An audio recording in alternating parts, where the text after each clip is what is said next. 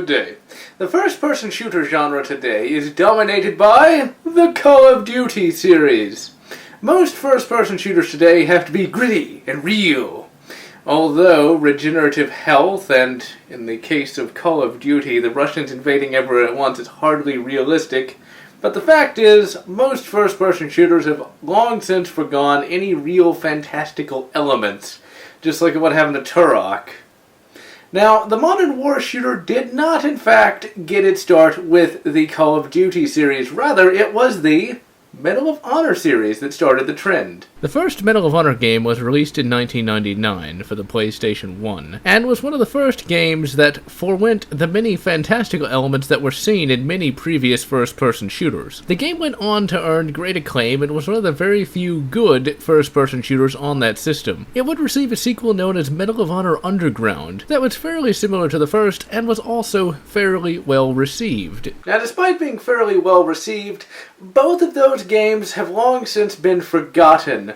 The one Medal of Honor game that really changed first-person shooting for better, or in many cases for worse, was Medal of Honor Allied Assault. The rather lengthily named Medal of Honor Allied Assault, or MOHAA, was released in 2002 and used the id Tech 3 engine along with some modifications. The graphics for the time were actually really good. Everything is fairly high poly and the textures are highly detailed. Now this game blew me away with how it looked, and despite being 10 years old, it still looks damn good today. Still though, many of the level textures are fairly low res, and the levels are kind of flat. The faces look really realistic, the only problem is they're all pretty much identical to one another. The guns also look really good, and you can even see writing on the M1. This of course is offset by the low-res texture of the wood. But still, being able to read lettering on a gun was awesome. Gameplay is the classic FPS model of killing enemies and completing objectives. But the game, while linear, is not as constrained as later war games. In fact, this game does allow you to do a bit of exploring now and again. The game is also fairly challenging. The enemies actually have decent AI. They can hide behind doors and actually hide around corners. Also, they know to go prone so you can't hit them easily. There are also turret sections, and these work as well as any other, and they do work with the overall epic atmosphere. Now, most of the time, AI companions are pretty much useless. They usually have all of the tactical knowledge of a coordinate berserker. They usually get hung up on walls. And if they actually do get a shot off, it's usually poorly aimed. Well, in Allied Assault, this is not necessarily the case. The AI companions actually hold their own really well, and do help you out quite a bit. They are every bit as accurate as the enemies that you're fighting, and they have a good bit of health. But may Talos help you if you ever leave them alone. It seems that they get their intelligence vicariously through you, because if you leave them on their own for any amount of time, they will immediately die. Now, one of the things that was said about the first Call of Duty game was the fact that you fought in squads instead of alone like in Medal of Honor Allied Assault. Unfortunately, that bit of praise is pretty much unfounded. Like pretty much everyone else, I believed that in Allied Assault you were just a one-man Nazi killing machine. But after playing it again, I found that you're not always alone. In fact, you usually have people with you when you fight. And when you are on your own, it's actually for a legitimate reason. The sound design is really quite good, and I believe that Allied Assault was one of the first games to include Foley effects of your gear moving around as you run. The music was composed by the same guy who did the awesome Star Trek 2009 soundtrack, and he has done other video game soundtracks, and this one in particular is excellent. It sounds greater than or equal to a film soundtrack, in fact. Now, Quake 2 had a rocking soundtrack, and Medal of Honor has whatever you would call the classical equivalent. Just listen.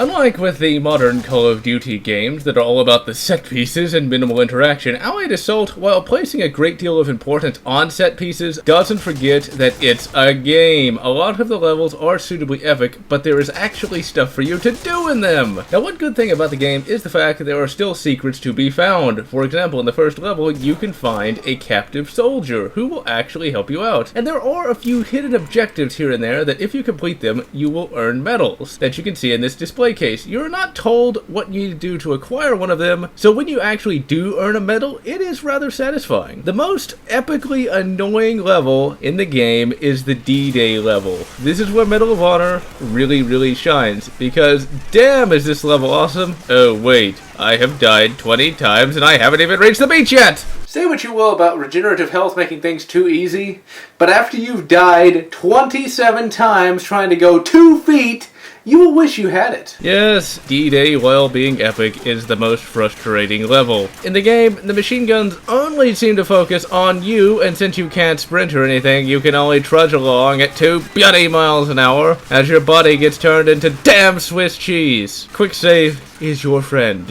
and even then, you're going to die a lot on this level, but you will get a sense of self-satisfaction when you are done though. Since this is a realistic war shooter, your enemies are fairly limited. You just fight Nazis that are armed with a small variety of weapons, all of which they are 100% accurate with. The game also includes dogs. Of all the enemies in video game history, I would have to say that the dog is the most annoying. They're small, they're fast, and sometimes they can kill you in one hit. These dogs, thankfully, can't pounce on you and kill you in one hit. Instead, they just sort of run at you and bite you. If you are lucky, all dogs go to hell! This game does not follow that damned 2-weapon rule. Yes, Medal of Honor, the father of the modern war shooter, did not limit itself to just 2 weapons. This is what you can get: a pistol, a rifle, a submachine gun, a light machine gun, grenades, and either a rocket launcher or a shotgun. Now, most of the time, you will not have all of these weapons, but it's still awesome that you can potentially have them all at one time. The story for Medal of Honor is also quite good as well. There are not really any cutscenes, and the story is primarily told through briefings and things of that nature. The developers paid close attention to making this game make sense. We once again return to Medal of Honor, one-man killing machine, and COD, realistic squads. And once again, we find that the one-man Nazi killing machine is not exactly accurate either. In the game, you play as Mike Powell, a U.S. Army Ranger who works for the OSS, who was the precursor agency to the CIA. So already we have 2 reasons as to why he would generally be off on his own or with small numbers of soldiers. The plot always explains why he is sometimes on his own. In the first level, his squad gets ambushed and most of the members are killed. In one level, you infiltrate a Nazi base and sabotage a submarine. Not something you could do with a squad of soldiers. Rather, you would need 1 or 2 extremely skilled operatives sneaking in and hopefully sneaking out. This level is actually really quite fun, especially if you can pull it off without getting your cover blown. This stealth section is actually a nice change of pace, and you can actually feel a bit like James Bond while playing it. Allied Assault was and is a great first-person shooter, and many people, myself included, consider it one of the greatest first-person shooters of all time.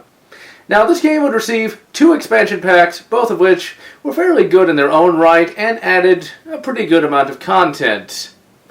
But unfortunately, despite that game's greatness, the Medal of Honor franchise was eventually brought down by the COD monster. COD 1 was released in 2003, and to me was completely identical to Medal of Honor, the only appreciable difference being that you could look through the iron sights. That was about it. But somehow this game became extremely popular. Now, one could say that COD 1 was a ripoff, but upon doing some research, by which I mean I went to Wikipedia, apparently 20 members of 2015 Inc., the developers of Medal of Honor Allied Assault, left that company to form Infinity Ward. So really, this explains why COD 1 was so similar, and why the Medal of Honor franchise died. Because after Allied Assault, the other Medal of Honor games that came out were nowhere near as good. Now, after the release of Modern Warfare, the Medal of Honor series was dead. But, for some reason, someone thought it would be a good idea to reanimate Medal of Honor's